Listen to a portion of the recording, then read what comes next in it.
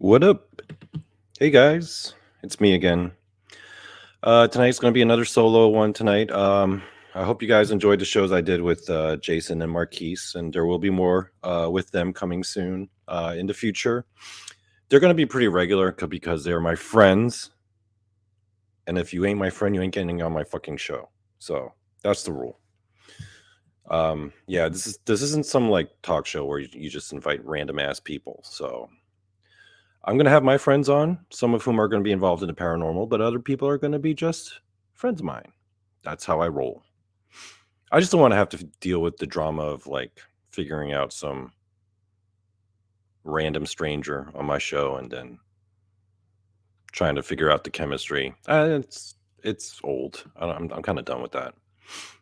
But anyway, tonight I figured we are going to talk about the topic of psychics and ghosts. Because those are the two topics that initially got me interested into the paranormal. I know a lot of my friends and a lot of you guys listening at home got into this whole scene because of your predilections towards following stories of Bigfoot or extraterrestrials or ghosts or demons or Nephilim or whatever the fuck, right? My initial forays into the world of the paranormal began with ghosts and psychics. Namely because well, with Ghost, that was the initial thing. My first introduction to the whole topic, I guess, really started in like 2000, I believe, 17, when I started getting into the Dead Files and Travel Channel shows and watching him and being like, "Oh shit, is this shit real?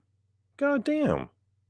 And then I started getting curious about it and listening to podcasts and watching YouTube videos and reading books and reading articles, and here I am today. The other thing that initially got me interested in was psychics because, unlike Bigfoot or extraterrestrials, I've actually met psychics. I have friends who are psychics, people who I admire and respect, and who I enjoy talking to and enjoy being around. You've seen me on a few shows with some people who most of us would agree are psychics. So yeah, they're the only supernatural thing out there that I can actually meet and interact with. So I think that's kind of cool. It's kind of badass. And I know in this paranormal community, there are many people who claim to be psychics, talk about psychic phenomena, engage in the whole field of study and research. And I did too for a while. I studied about them, I read about them, I got interested in it. Primarily because I've always been captivated by the concept of a person having superpowers. Now, after spending some time reading about them and learning about them, I've come upon a few conclusions. It's important to really, I guess, first and foremost, land on a definition, what I would agree best defines what a psychic actually is, because there is a lot of confusion about that particular terminology because it's a loaded word. And there are people who do say that they claim to be psychic or try to use their psychic abilities to advance their own careers or their own agendas or simply just to feed their own egos. There are those. And of course, everyone knows about the ones who are charlatans, the ones who pretend to have certain psychic abilities when they really don't. They're just full of shit. There are those people too. There will always be people who are full of shit. I mean, that's just inevitable. So for me though, uh every time I've come across oh, and by the way, I'm not using this episode as an opportunity to bash on psychics or to make fun of them or to mock them. Because my personal attitude is that every time I do encounter someone who is a psychic or claims to be a psychic, I believe them. I really do. Very rarely do I ever accuse someone of being a fake psychic, even if like one of their readings or predictions or one of their insights might turn out to be false. Doesn't matter because I know the phenomena well enough to understand that psychics are not perfect people. Still at the end of the day, they're just people. And my air conditioner just turned on, and that shit's fucking annoying, but also refreshing at the same time. And I'm just thinking about Jason, whose air conditioner broke down in the middle of a Texas heat wave, and I'm just like, damn, that poor sucker. Anyway, where was I? Oh yeah, psychics. So yeah, I'm not here to question anyone's psychic abilities, because I have no reason to, because I understand that psychics aren't just people, just like you and me. They have problems and issues. So I feel like one of the main misconceptions that people have to get over is the fact that just because a psychic might be wrong or they might have some kind of failing in their personal lives does not mean that they're illegitimate. They're not fucking angels or saints or something. I don't know why people get off on that. They're just regular people with regular issues who may have some abilities and are in tune with some things, but just like everyone else, they're not perfect. I mean, even Michael Jordan didn't make every shot, right? So you need to get over that. So the way I see psychics, or the way I would personally define them, would be sort of like a character class. Like for those gamers out there, like in Dungeons and Dragons or in any kind of fantasy role playing game, there are character classes. And even those non gamers out there, I think you would understand. In Dungeons and Dragons, you have multiple character classes, right? You got the fighter, the one who's really good at fighting with a lot of hit points and does a lot of damage with their weapons. You got the thief, who's very stealthy and agile and cunning. You got the wizard, who is physically very frail, but he's got a very strong mind and uses his academic knowledge and intellect to cast spells and perform all these feats. You have clerics, who are very devoted in their faith, and then they use that faith to inspire their abilities. You know, they can kind of fight better than everyone else except for fighters. They can do magic better than everyone else except for wizards. So they're kind of like the jack of all trades. You got druids who, utilize the power of nature and can turn into like animals. And each character class has their own unique abilities, attributes, deficiencies.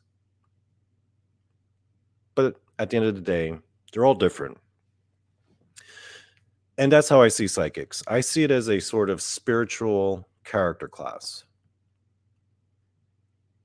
Also, I think it's true that everyone is born with psychic abilities. So, in a way, everyone is psychic. All of you people listening at home, you're psychic too. Everyone's born with certain spiritual gifts, as the Christians would call them, certain attribute points, like in a gamer talk. Everyone's got them. I think a lot of you guys can agree. Even if you look at yourselves, you can see that in yourselves. So it leads me to this point where I've decided to use this episode to come clean about something I've been kind of hiding from my friends in the paranormal community, some close friends even, and from the people in the chats and the people on these shows. But I figured, you know what? Now I got my own platform and I got my own goddamn show. Might as well just come clean right here, right now.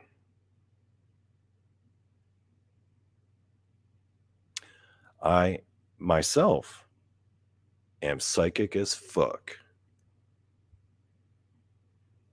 That's right. I've concluded. Now, this is not a thought I've had for a long time. This is not something I've had my whole life. This is more of a conclusion that I've reached fairly recently, where I'm like, I'm always looking at all these other psychics in awe, talking to them, being in awe of their knowledge and their abilities, not realizing, I think I might be the most psychic motherfucker in this whole scene. Now, this is not me grandstanding, okay? In fact, this is a thought that I've been very resistant to for a while now, because throughout my life, even before I got into the scene, I've had people with purported abilities and different spiritual disciplines come up to me and being like, Donnie, you have some kind of unique abilities. You have all this psychic energy. Some people be in awe, be like, damn, you are psychic as hell. I've had people tell that to me, multiple people, multiple times, unexpected times. I remember this one time where I went on this, I had just moved to Maryland, didn't really know anyone. I wasn't involved in the scene yet. So I didn't really have any friends because I'm new to the state. So I decided to go on meetup groups. But I wanted to do meetup groups that I thought would be interesting and be an opportunity for me to meet people with like-minded interests. So I visited a psychic meditation group just to see what's up. Honestly, I was really just there to meet a bunch of like new agey white chicks. I was trying to throw down. But it turned out like everyone there was like super old, so I was kind of like, oh man. So I get in late to this event. It's like at some kind of community center. There's this room, and there's this lady who's like a psychic, but also like a Kundalini something something teacher, Reiki master, or whatever. And she's leading this guided meditation. I walk in like 15 minutes late, right? So I'm like, everyone's already sitting down. She's already guided meditation. I'm sneaking in, trying to not make a scene or not draw attention to myself. And I take a seat in the back, in the corner, right? Everyone's in a circle, like sitting around this lady in a circle, but I'm like in the far back in like my own corner because I don't want to disrupt the vibe, right? I really didn't want to do that. So I sit down and I get involved in the meditation, and I am no stranger to meditation. I've spent a number of years being really into Zen Buddhism and Zen meditation. I've spent some time at Zen monasteries, just learning and practicing and meditating, a whole lot of meditating. Zen monasteries kind of suck though because all their meals are like totally vegan, and I'm like, man, this is bullshit. I'm eating grass. But I remember when the meditation session was over, she was going around doing readings for everyone. Just little impromptu, real quick readings. And when she got to me, she was just like, oh my God. When you came in and when you sat down and started meditating, and I was in the zone, I got to the zone at one point. She was just like, I felt so much of this crazy psychic energy that I've never felt before coming from your direction. You're like the direction that I was sitting in. And she was just telling everyone about how, oh my God, this guy, this random ass Asian dude who came in here, this guy's got all this crazy ass psychic energy. And she was like, who are you? At the time, I just thought she was blowing smoke up my ass, honestly. But then there was this other time. Now, this was years back when I was living in Korea. I was working for a university and in the countryside. And in the dorms, I was with all the other professors, the English teachers, and one of them was this Persian woman. She was a coworker of mine. And we got close, and she told me that at one point, well, she came to Korea because her true calling in life was to study Reiki and become a Reiki master. And she wanted to go to the source. And so she came to Asia to work and to live and to learn the art of Reiki. That's why she was there. My initial thought was, I think you missed, lady. Reiki is from Japan. Japan's over that away. I think you missed. This is Korea. Anyway. So one day, and at this time, I didn't know shit about Reiki. I didn't know what the fuck it was, okay? So she's telling me about this. I'm like, I have no clue. I was completely ignorant. And then she's like, "Can I do a Reiki reading on you?" Sure, why not? I don't give a fuck. So I just sit down and then she starts like doing all this hand shit. Like she's like she's like not touching me, but she's like, real close, like right above like the surface of my body, just going up and down with her hands. She's got her eyes closed. She's like shaking. She's like, "Ooh," like that. I'm like, what the fuck is going on? And then she kind of just lurches back and she kind of looks at me all shocked, like, and I'm like, what's going on? And she's like, I've never felt anyone with your chi before. Your chi levels are off the charts. And I'm like, really? And my first thought was like, how come I can't throw Hadoukens then? I should be able to throw a Hadouken if my chi is that high. But I can't throw Hadoukens, so I was like, well, I can't shoot fireballs out of my hand, so I will take your words with a grain of salt. But it was nice to know that my chi levels are really up through the roof. Right? I didn't really think much of it until I started getting into the paranormal scene and then started meeting like a whole bunch of psychics, becoming friends with some of them and listening to their interviews and their conversations, and even doing a few shows and podcasts and episodes with some. And then I kept hearing from other psychics, like when they say to me, Donnie, your psychic abilities, whoa. I heard it multiple times and unexpected times, and I was resistant to it because of several reasons. I had one guy who was like a pretty well known medium tell me that when he was doing the show with me, all he could focus on was like all these entities that were standing beside me and next to me and around me. And I was like, really? There are all these entities around me? You see them right now? And he's like, yeah. I'm like, so what's up with that? And he was like, well, a lot of them are like your ancestors, like these ancient Korean peoples. And then later I found out through a session that my great grandmother was a Korean shaman who had like crazy ass powers and shit. And I'm like, yo, I think I might be psychic as fuck. That's what I started thinking. And then he told me like all the entities kept saying were, he's the chosen one. He's the chosen one. And then he called me the chosen one. And I didn't like that, honestly, at first, because there were a couple reasons. One, I didn't want my ego to get overinflated, and I didn't want to hedge I didn't want to throw my lot in with that. I didn't want to identify as that to myself personally, because I knew that if I did, my ego would go out of control. I mean, for fuck's sake, I got my own goddamn show with my own name on it. I mean, my ego's already fucking out of control. That was number one. Uh, number two is like, I didn't know what I was chosen for what. I never got any clarification on that.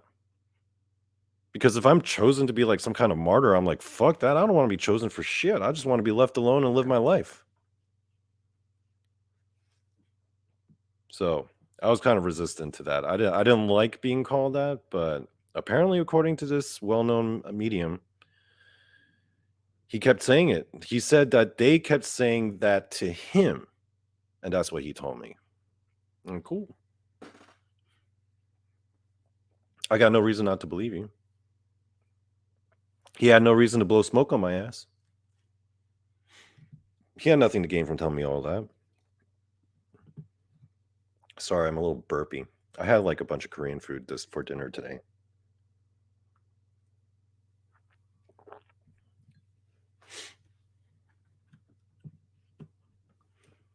So yeah, that's my confession.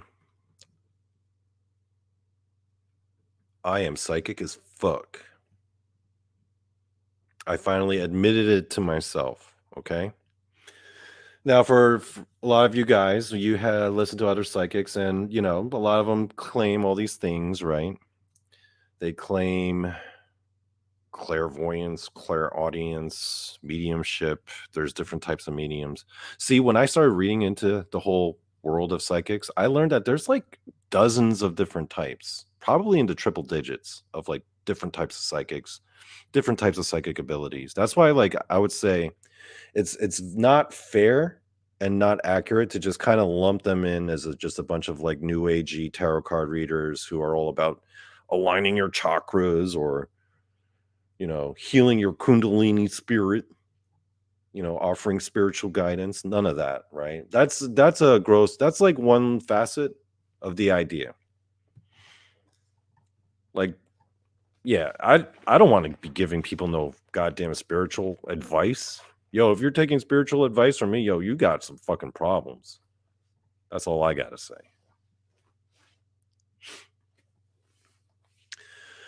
But ever since I got into the paranormal community, I have gone on a few investigations because, again, my first interest was in ghosts. That was the first thing that I would talk about, listen to shows about, read about. To eventually, when it got to the point where I went on my first paranormal investigation, and it was with Tony Merkel from the Confessionals and a bunch of his fans, and he had organized this trip, and people could just sign up, and I signed up, and I got a spot, and I couldn't believe I got a spot. I thought my shit was going to get sold out. And my dog's got to scratch himself like that on the fucking couch while I'm doing this, of all the times. Hey, Toby, you done ruining my goddamn show? He's like, nah, I'm just going to keep scratching myself. I hope you guys can't hear that. On my first paranormal investigation ever, I saw a dude get fucked up by a ghost. Like right in front of my eyes. I mean, this motherfucker got fucked up. I was like, holy shit. So that's what it looks like when a dude gets fucked up. So it was basically what happened was on this trip, there was this one really loud, really cocky, kind of a degenerate redneck guy on the trip who was really obnoxious. Like he was just trying so hard to be the center of attention. And the worst part about it was like he was trying to kick it to like all of these women, but all the women were married. I'm like, dude, these women are fucking married with like someone with kids and shit. Why are you trying to like hook up and flirt with all of them? That's fucking gross and creepy. Have some goddamn dignity, fucking hillbilly. I mean, this guy was a hillbilly. I mean, this guy looked like a bit kind of like a red like a redneck meth head. Not that I don't have no love for my redneck friends, you're not all meth heads. I understand, you know. I got plenty of redneck friends, especially through this community, and I love and respect them all. But this guy was kind of a piece of shit. I mean, he was blatantly trying to like flirt real hard with all these married women. He was real loud, real obnoxious. I mean, he was nice to me and all, so I don't want to say that he was like a full-on douchebag or asshole, but this guy was, you could tell what his intentions were very clearly. And when we got to the haunted mansion for the investigation, the psychic medium, who was sort of like the curator of the place, started going on the opening, I guess, speech about what to do, what not to do, what to expect. And this dude was just like, trying to act all cool in front of the ladies, getting all cocky and shit, getting loud and being like, yo, these ghosts don't got shit on me. I'll fuck these ghosts up. He's getting real cocky, like, yeah, these ghosts ain't gonna do shit. Because this guy was originally involved. He was a fan of Tony's because he had a Bigfoot experience, so he didn't really have any much respect or any kind of interest particularly for ghost stuff or UFO stuff. His thing was mostly Bigfoot. He was one of those guys that thought Bigfoot was like an actual creature, right? Nothing supernatural. So even though he was in this paranormal scene, he wasn't really like in the woo. So we split up into like 3 or 4 different groups, and we're all investigating different areas of this huge old-timey mansion, which I will talk about more in the future episodes because I had some more experiences there. And we're investigating this one room, and then we hear all this commotion outside. I'm with Tony and my friend Laura Stevens, who some of you guys may know, and we're in one group, and then everyone else is with a bunch of all the other groups, and this commotion happens in the hallways. We all run out into the hallway, like, what the fuck is going on? And this same dude is like sobbing.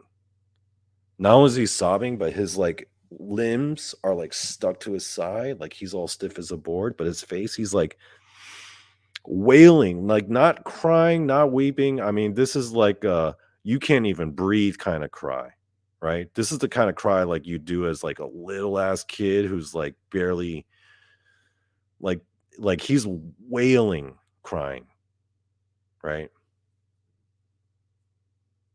Like all high pitched and shit. And then like, he puts his hands in his face and he is like just wailing and sobbing and we're like, just what the fuck happened? Turned out the reason why his arms were at his side was because I guess the ghost or the spirit kind of bear hugged him.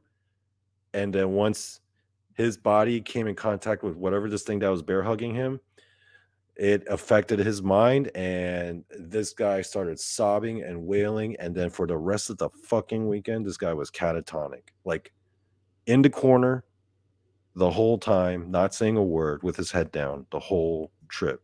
This dude got fucked up by a ghost. So then that my first ever paranormal investigation, when I saw that, I was like, oh, that shit's possible, huh? Oh, okay. It is possible to get your ass handed to you by a ghost. I've seen it firsthand, right in front of my eyes. It was fucking crazy. And I know this guy wasn't putting on a show. I mean, if he was putting on a show, then this guy deserves a fucking Oscar, right? Daniel Day-Lewis, eat your heart out. I don't think this guy was putting on a show. First of all, he wasn't. To put on that level of an act requires some serious, like, yeah, this guy wasn't putting on a show. And this was a level of crying that you rarely see men do. Just bam, out of the blue. And then he told everyone afterwards, because after a couple days, like, he kind of came to. So as he was recovering, he would recount what happened, but his countenance throughout the rest of that trip was so different. So yeah, it is possible. So I guess the other confession I guess I wanted to make is, I've gone on a number of these investigations and I've had encounters myself with ghosts. I haven't had any actually cryptid experiences at all. Zero UFO sightings. But like in terms of spiritual warfare, ghosts, demons, I've had my fair share of experiences and my fair share of confrontations. And I can confidently say, with me, there were times when they tried shit like that with me. There've been times. But yeah, I fucked them up. And that, my friends, is the theme of tonight's show, which I call Psychic Kung Fu. Now, what is Psychic Kung Fu, you ask? Good question. Typically, when you listen to these ghost shows, when someone is getting fucked with by a ghost, what is the advice that is always given? You hear the same things over and over, right? It's either you'll hear like the mystical new agey people being like, oh, well, you got to get sage and you need black tar water. You need to salt the area. You need all this, all that. You need all these ingredients, all these reagents. And I'm not saying I don't believe that stuff, like if some psychically advanced, well-knowledged psychic paranormal investigator told me you need to bring black tar water, guess what? I'm bringing some black fucking tar water. I had one of my psychic friends saying like, they seem to have a weakness to iron. I believe that shit. And I went out and started shopping for an iron bracelet. So I'm not saying I don't respect those views or those ideas, because I do. And I listen. And I believe. Other times you'll hear people saying like, oh, you got to call out to the Lord. You got to just shout out in the name of Jesus. Let him know that you're a soldier of Christ and call upon the name of the Lord. Bring the Bible. Right? You got those people. Again, I don't not believe it. I'm not dissing on it. I'm just saying, different ideas, different viewpoints on how to deal with ghosts. My viewpoint is a little different, though. My viewpoint is you just gotta psychic kung fu that ass. That's it. The thing is, you don't hear about that alternative because, well, guess what? I apparently am the only Asian motherfucker in this whole scene. So I guess it's up to me to offer a bit of an alternative viewpoint, isn't it? Children. Okay. I guess I'll throw down. I'll offer an alternative viewpoint. I personally don't believe in calling upon the name of the Lord to protect you against some kind of fucked up ghost. Not because I don't believe in Jesus, because I do.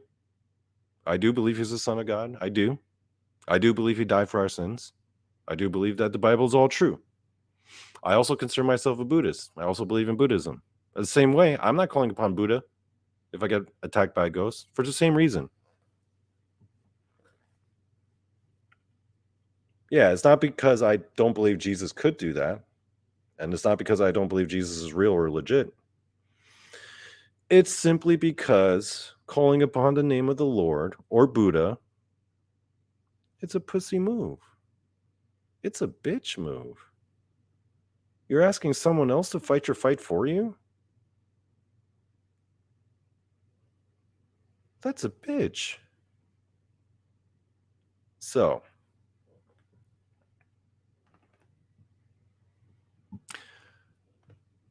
for a few years ago, I started getting interested in the topic of near-death experiences, and I started reading about some of those.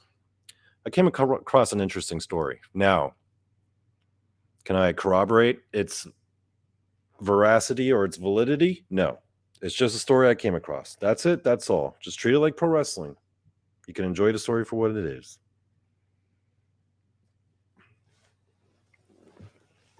But it was a near-death account. Pretty famous one at that. I remember the story being. I don't remember where I came across the story because it was so long ago, but I do recall that it was pretty well known and amongst people who were interested in that topic. And in this particular case, I believe it was like a young boy, probably like 11 or 12. And I don't remember the specific circumstances of how he almost died. I believe it was like a drowning incident, like he went to the beach and got taken under by the tide or the current and almost drowned. And he said that afterwards, when he came to, he said that he was in a tunnel of light and he was being guided through the tunnel of light by Jesus Christ himself. And Jesus was, being all cool and showing the kid and holding his hand and leading this young boy through the tunnel of light over to the other side. And the boy did describe it like it was a tunnel of light. And the part that I will never forget is that at one point, this demonic looking creature entity started crawling out from like the floor of the tunnel. And it was like its upper body was just kind of coming out and it was like crawling and coming after this boy. This boy was obviously freaking terrified. And he looks to Jesus and he says to Jesus, "Help me, Jesus, please, please, please." And then Jesus kind of looks down at him, looks at the demon, and he smirks. He smirks. And then he just says to the boy, like kind of like half laughing, like, "You don't need me to help you. You can do it yourself." And the kid's like a little bit surprised. He's like, "What do you mean I can do it myself?" He's like, "Go ahead, give it a kick." So the kid, he's going to trust what Jesus says. He goes over to that demon and he kicks it. And the demon like goes flying and it's like blasted or whatever. And the kid's like all happy and jumping up and down and clapping. Jesus is laughing and he's like, "See, they ain't so tough. They're scary, but they scare you because that's what gives them energy. That's their food. If you give them a kick, look at how weak they are." That story kind of struck a chord with me. I'm not gonna lie. I found my favorite part was the idea of Jesus kind of like you kind of see his opinion of demons for the first time. Again, may or may not be true. Doesn't matter to me. I just like the idea of the story. And it kind of makes sense though, because if Jesus were to see a demon face to face like that, like a low level crappy demon or whatever, or a shitty ass ghost, or like the ghost of like a really evil person, he'd probably just look at it and laugh. Be like, huh, yeah, right.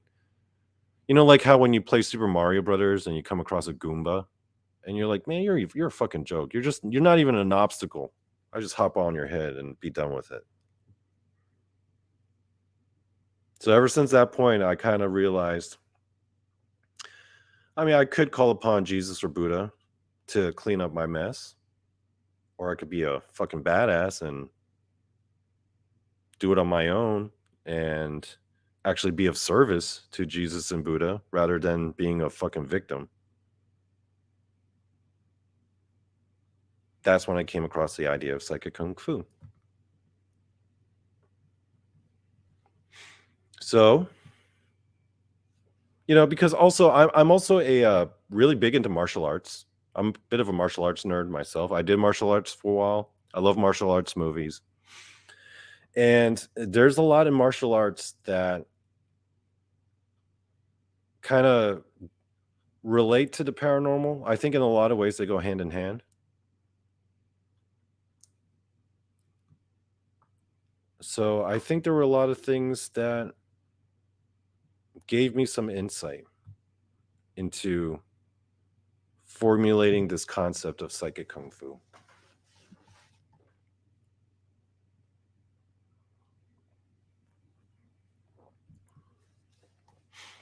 So here, let me share with you some of the things I've discovered. I don't have the time nor the wherewithal to sit here for this whole session and just explain everything, but I'll explain some of the lessons that I've learned.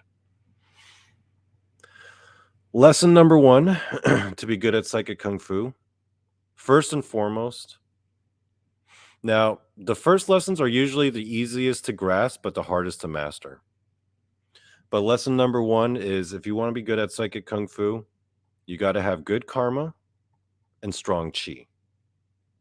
Well, I pronounce it ki because I'm Korean. Chi is actually the Chinese word. Ki is the Korean and Japanese word. I believe the Hindus call it prana. Star Wars nerds call it the Force. But you know what I mean. You need to have good karma and strong chi.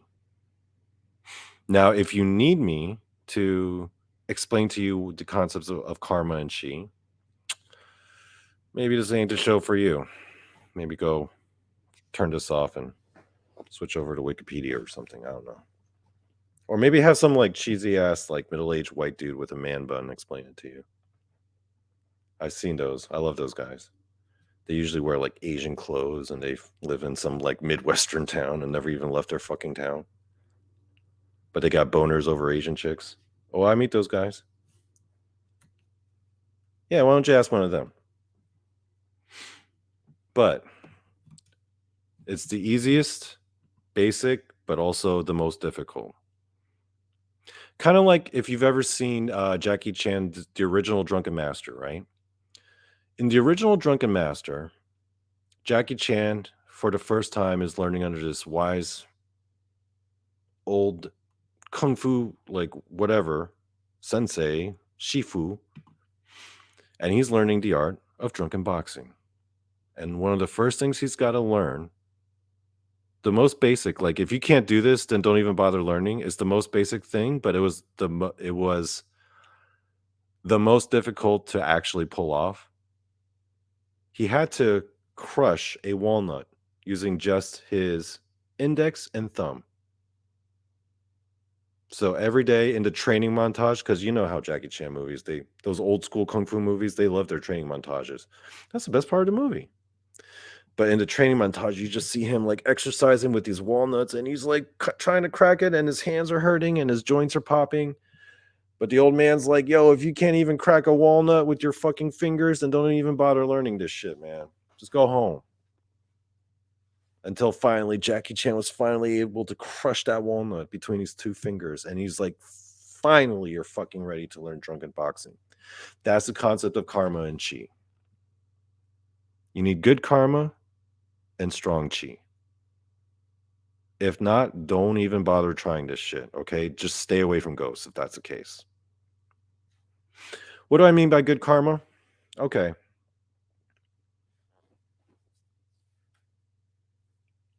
I'm not going to explain it, but I'll give you a story that might highlight it.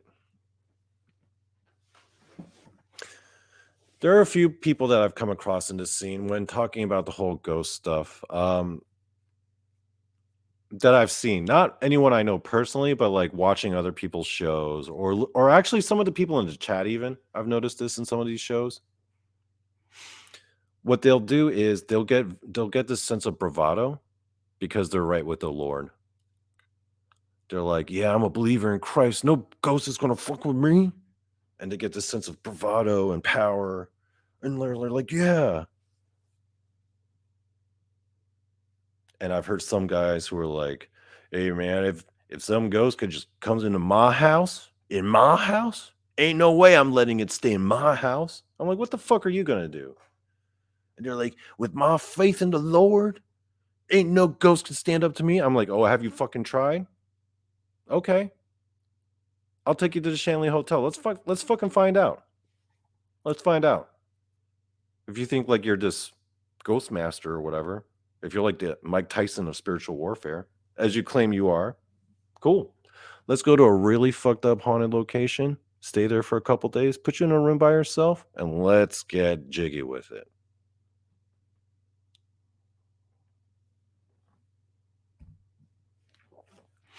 Right?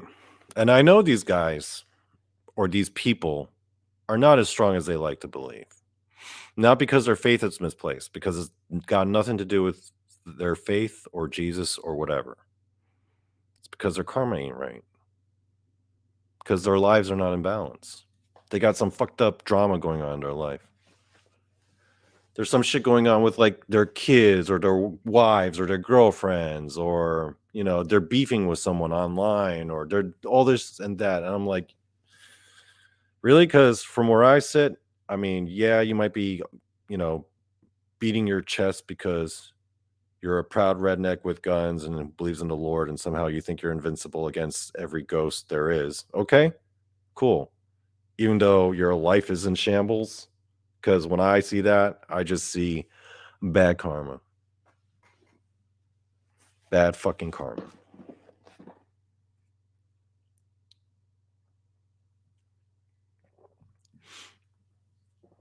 What is chi? It's not fitness. People think chi, they think, oh, someone does CrossFit and eats like super healthy. Nah, it ain't that. A lot of times, some of those CrossFit people, because I know quite a few of those people too, some of those motherfuckers, they get all into health and fitness because they're running from something or they're trying to compensate for something. A lot of those motherfuckers are. Some of the physically healthiest people are some of the most mentally imbalanced people I've ever met. So that whole thing of, oh, chi is health. Nah, fuck that. Fuck you. Nah.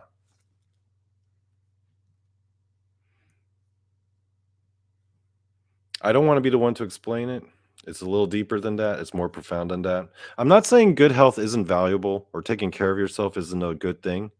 It's just that people who obsess about it and who only identify as health people, those are the people who I'm like, yeah, you're kind of fucked up. I can tell.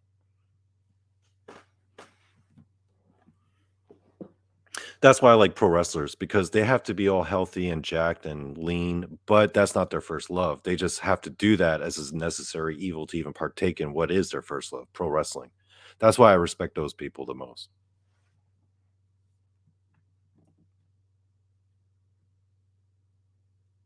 So that's lesson number one. You need strong karma, you need good chi. That guy in that earlier story I was telling you about, the guy in that first paranormal investigation who got all fucked up, he had real bad karma, and probably piss poor chi. I'm only saying chi because you guys are more familiar with it. I wish I could say key, but then I feel like people will start thinking like a key to a door. So I don't want to confuse y'all. It's kind of annoying that I have to use the Chinese version of that word.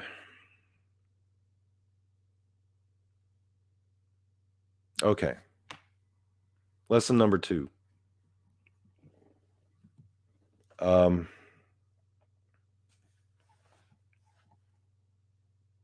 I used to get a lot of nightmares, almost every night, and terrible ones, to the point where it actually affected my daily life.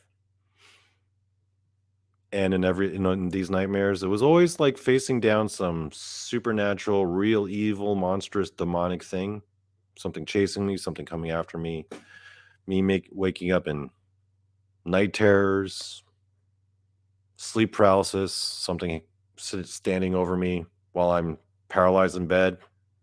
Had that like almost every other night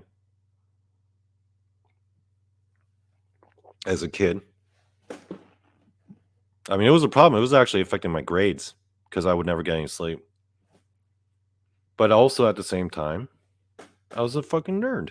I was a video game nerd. I was a comic book nerd. I was a martial arts nerd. I was a whatever nerd. And I remember in my waking day, I'd get obsessed with these characters and I just think about them all day, right? People are thinking about their normal lives or school or friends. I'm just thinking about Bruce Lee 24/7. I'm thinking about Batman. I'm thinking about the Hulk. I'm thinking about Ryu from Street Fighter. That's what I'm thinking about round the clock. When I'm at school, when I went to church, when I was eating meals with my family, all I could think about all day was the Hulk, Ninja Turtles, Jin Kazama from the Tekken series, right? And lo and behold, I think sometime around when I was a teenager, those nightmares and those bad experiences at night still persisted. But what would happen was I would go lucid. And they say when you're lucid in your dream, you can kind of do whatever you want. But I would go lucid in my nightmares. But because I was lucid in my nightmares, I was like, hey, I can fight back. And the best way I knew to fight back was to use those very things that I thought about all day in my waking life. I remember one time I was getting this real bad nightmare where, I was being attacked by demons. It's always some kind of real demonic thing that would attack me. And then one time, I think this was when Halo was big and I was all into competitive Halo. All of a sudden, I could hear the Halo theme song playing in the background. This evil, witchy, monster, demonic looking lady thing is about to eat me and claw me to death, but that she hears the music too, and she's just like looking around like, where the fuck is that music coming from? That's the moment I got snapped out of it. Because I'm seeing this thing as the embodiment of my fear coming after me, and I'm just terrified of it. But then when it stops and when it's looking confused, I'm like, hey, why are you confused? Oh my God, I'm in a dream. I'm lucid now. That music kind of snapped me out of it. And then I just went back to what I did. Started thinking about the thing I was thinking about, Halo. So what did I do? The rest of the dream was basically from like the point of view, because Halo's a first person game. So everything went first person with the like a heads up display and the same sound effects. And I just went Halo on that bitch. I remember at one point I took a plasma grenade and shoved it down that bitch's throat. I made her real fucking sorry. And after that, I started having more dreams like that, where some kind of demonic, ghostly, weird creature would be in my dream. At first, I'd be real scared, but then something about, I don't know what it is, but something would snap where I would go lucid in the middle of my nightmare. A few times I've gone lucid in the middle of like a normal or good dream, at which point, I would just, yeah, it always got sexual. Not always. I mean, some lucid, it either got sexual or I would like fly.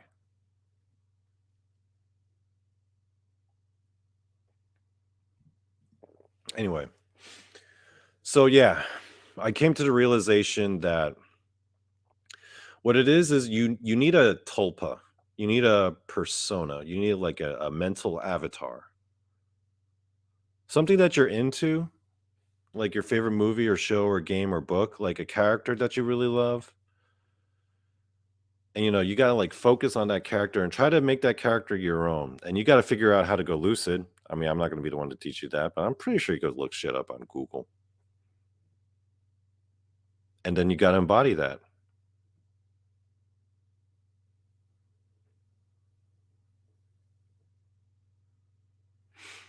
The last lucid nightmare I had, I remember this was not actually, it didn't start off as a nightmare. It was a normal dream. But then I went lucid. So I was like, oh, I'm lucid. You know what? Here's a good opportunity because I'm a little rusty right now because this one happened actually fairly recently, a couple years ago. And I hadn't had a nightmare in years, right? That they stopped a while ago because I guess they learned to stop fucking with me. I don't know. So in my dream, I was lucid. And then I was like, you know what? I'm a bit out of practice. So I kind of made like an announcement. I remember I instantly teleported to like the top of a mountain and I just yelled out like real loud to any demons or ghosts or whatever negative entities. If you're out there and you can hear this or you can perceive this, hey, the door's open. I'm open for business, baby. Bring it all. All of you are invited. Let's party. And then I remember in the next scene of my dream, I was in like this long, real long, scary looking hallway, kind of like those like the hallway in like the Shining in that hotel. It was just like this long, straight corridor. It was like real dark and dusty looking, and there were all these like doors, and they all opened up at once. And then all this shit, this mass of like just throng of like evil things and bad things all came out at once. And I remember when that happened, I was just kind of like, I felt that fear, but I was like, okay, it's party time, baby. But then this time I was like, you know what? I'm not even going to turn into anything anymore. I'm going to just fight you guys as myself. And then like my fist lit up all blue like in Last Dragon, the glow. And I just went kung fu on them. I went all super speed, so they were too slow for me. The idea is focus on a thing that you're into, make that into a tulpa, not something that you project outside of yourself, nothing like that, but something that you could try to become if you ever go lucid in a dream. And it's really easy to take on a form of something that you're really into, something that you have emotional feelings for. Yeah. So I'll tell you the last thing, and probably the most powerful weapon in all of psychic kung fu. Lesson 1 and lesson 2, those are more like attributes you should really have. But this time I'm going to talk about a technique, a killing blow. Humor. Having a sense of humor. Because people don't define the ability to make someone laugh a psychic ability. And they're fucking wrong. I think it's the most overlooked, underrated psychic ability there is. The ability to make people laugh. Because think about it.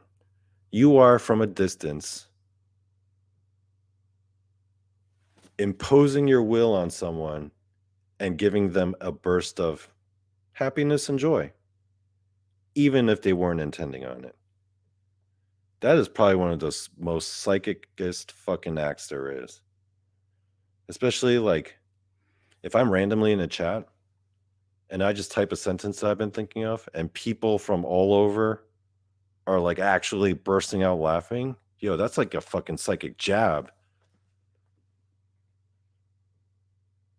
That's way more powerful to me than like doing a fucking tarot card reading, you know? Or some Reiki or some Kundalini shit or whatever. Not that I don't respect those things or, begrudging anyone who are into those things. I just think people overlook the fact that humor is probably the most powerful psychic weapon there is, but people don't think of it that way because their definitions of what a psychic is are so goddamn limited, and that's the point.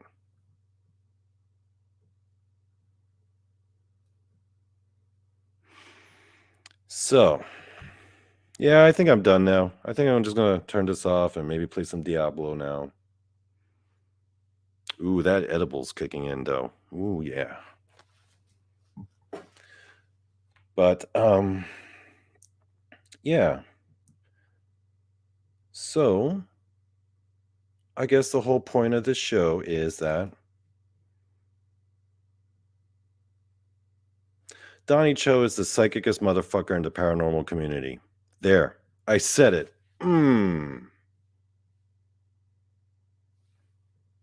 Okay. Well, that was awkward. The video was supposed to shut out and that was supposed to look dramatic, but I forgot I have to actually click on the end recording.